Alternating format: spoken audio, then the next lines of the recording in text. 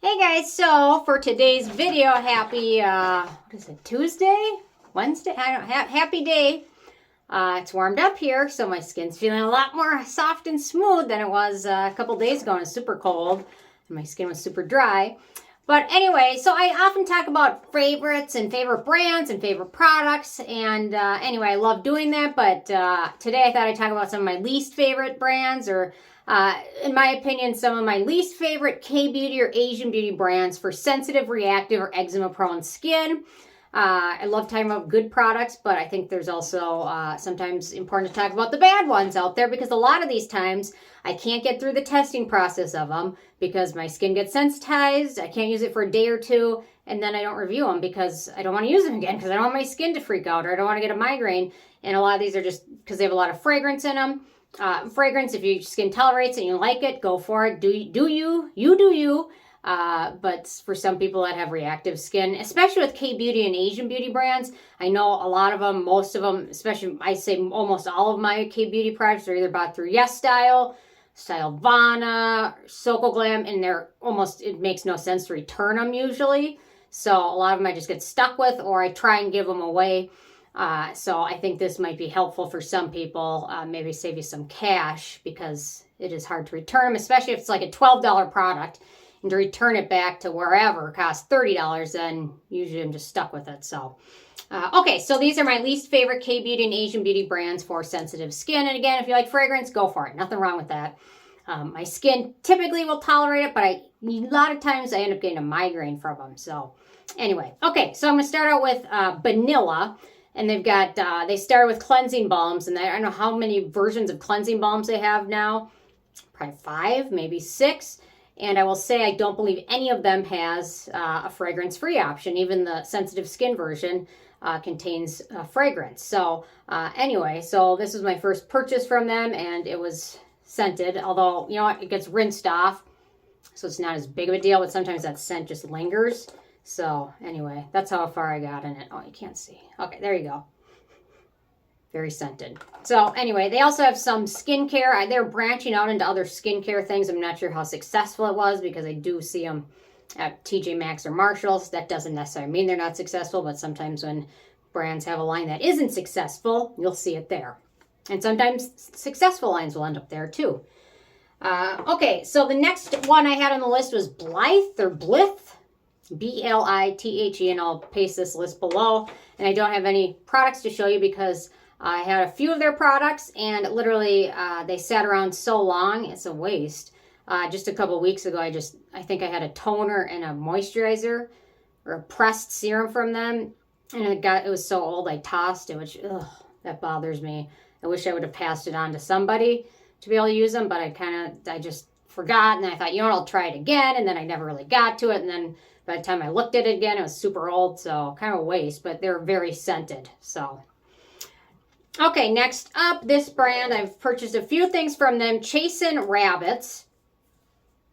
And the fragrance on these products is very inconspicuous. So when I ordered these from SocoGlam, I didn't necessarily see the fragrance on the ingredient list. So perhaps I thought it was unscented or maybe not terribly fragranced. And then I got them, and very scented. It has almost like a sweet, fruity smell to it. I can't really describe it, but anyway. Yeah.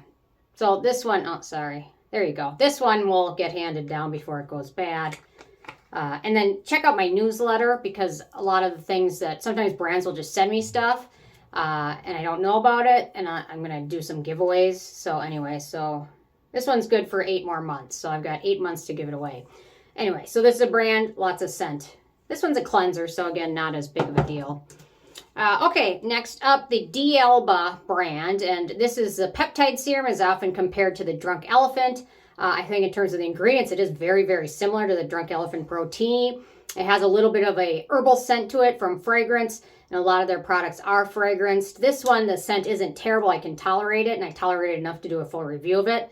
But it is scented, and a lot of the brand's other stuff is fragranced and scented, so that might be a pass for some people. Next up, DONGINBI. I don't know if I'm saying that right. DONGINBI? Whatever. DONGINBI, whatever. Something like that. So I don't know how I ended up with this. This is their single essence. I think it's the ginseng essence. And I ended up with one that doesn't have any fragrance or scent to it. And I like it. And it's not bad. And I was going to review it. And I looked and I found multiple versions of it. And I couldn't find a version that was unfragrant. So I'm not sure if I got like a one-off from the line. Or maybe they have different versions for different countries. But I couldn't figure out enough based on my comparison of the ingredients from the box to the online products. And pretty much everything else has a lot of fragrance in it. So I don't know, maybe this one does have fragrance on the ingredient list, but I liked it enough. It doesn't have any noticeable scent, so I don't know, I'll have to do more digging into it because I really like this one. So it's very nice, very light, and no scent to it, but almost everything else from this brand is very scented. Okay, this one's an interesting brand, ELIZAVECCA. Is that how we say it? ELIZAVECCA? Yeah, ELIZAVECCA. They've got a lot of stuff. Their marketing is always very interesting. And they've got a lot of interesting, very affordable products. However, I will say almost all of them contain fragrance. What is this? Their retinol EGF cream. Let me look. The fact that I own it either makes me think I purchased it because it doesn't have fragrance, or I got in a beauty box. Yeah, it does have fragrance. It's right in the middle of the list. So, although this tag makes me think I purchased it from Yes Style. Or maybe I got in a beauty box, or maybe a Yes Style advent calendar or something. I don't know. But anyway, this is another brand. Keep an eye out for because a lot of their stuff is very scented. And this brand I forgot to put on the list. Elensilla. I have like 5 things from this brand, and every single one of them I got in a beauty box, and every single one of them is super scented. So this will be gifted, and I'm not going to use it. And anyway, caviar extract, yeah. So this is another brand. Almost everything very scented. So if sensitive skin, that's a pass. Okay, next up, Goodal. Interesting. So they've got this line that I really love. Their vegan rice milk line. They've got this. I think they have a cleanser, toner, sunscreen version, blah, blah, blah, blah. They're all great. None of them have scent. And then pretty much every single other product from this brand is totally scented. Tangerine, sea, lime, a ton of stuff. Everything else is scented. So at least they have some nice options. But overall, in general, this is a brand to be kind of leery of because most of their other stuff is very scented. This one's very nice, though. So thankfully, they have a winner. But most of the other stuff for sensitive skin is a loser. Okay, next up, I've got Holika Holika. And they have their line, the Pantha Bible line or Pantha Bible line. And that's very nice for sensitive skin. But almost everything else from this line is very scented. They make makeup and skincare. So that's a brand to, be aware of because they're iffy unless you pick up that one line, which is very nice. Or maybe it was their collagen cream line. Or anyway, they had a line that was really nice, and then everything else is very scented. And then next up is a brand called Huxley, which I will be 100% honest. I think I've only tried one thing from them. And I really wanted to try them because they're having a sale. Like they've got their Secret of Sahara line. And it was like on a really good deal. And I really wanted to buy it. But I kept looking at the ingredients and fragrance. I kept seeing it in there. I'm like, I don't want to waste the money or the time to try something that's going to disappoint me, so I never even tried it. But they do have a few products in their lineup that is unscented and more friendly. Okay, this is another brand I really wanted to love because it gets talked about all the time. They're huge. Everyone loves them, it seems like. But I found a couple products from them that were winners, but everything else seemed to be a loser.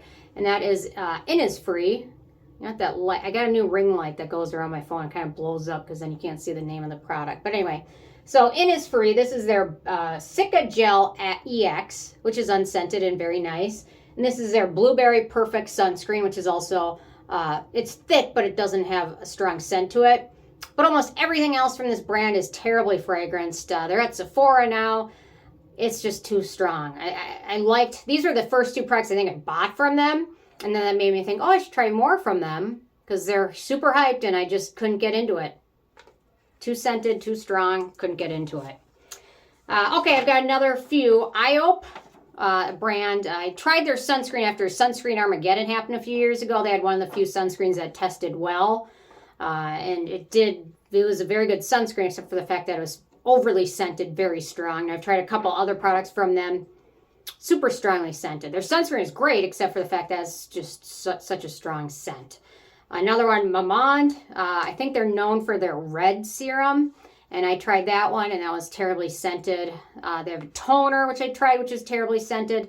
They're also, I think, at Ulta. didn't find any real winners from that brand. Another one, Coop. I think, were they known for their birch juice essence, which went viral and everyone's talking about, and I tried it and it was too scented. I tried another product from them, again, very scented. It was a waste of money. Skinfood, they're kind of hit or miss, but a lot of their products have a lot of fragrance in them, so Skinfood is one to be on the lookout for. Just be careful. Some of their stuff is okay and some of it is very scented. Another brand, Some by Me, which we've got tons of their stuff. And I think all of these came in I think they came in an advent calendar, I want to say. Anyway, I'll have to do a giveaway. I opened the box, but I never tried anything because I looked at the ingredient list on every single one of these. Lavender, clover, rosemary, tea tree, tea tree's not that bad. Fragrance, what else do we have?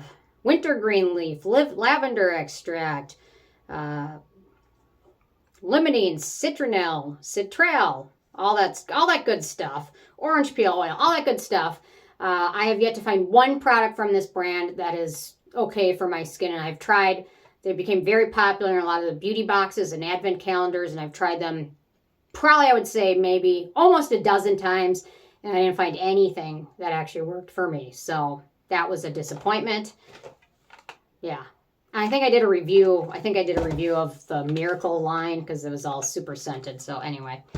Okay, next up, the Plant Base. They're not a huge brand, but they're another brand where I've tried. I think they had a collagen thyme cream. This was their bamboo lullaby pack, and this one was, again, overly loaded with fragrance.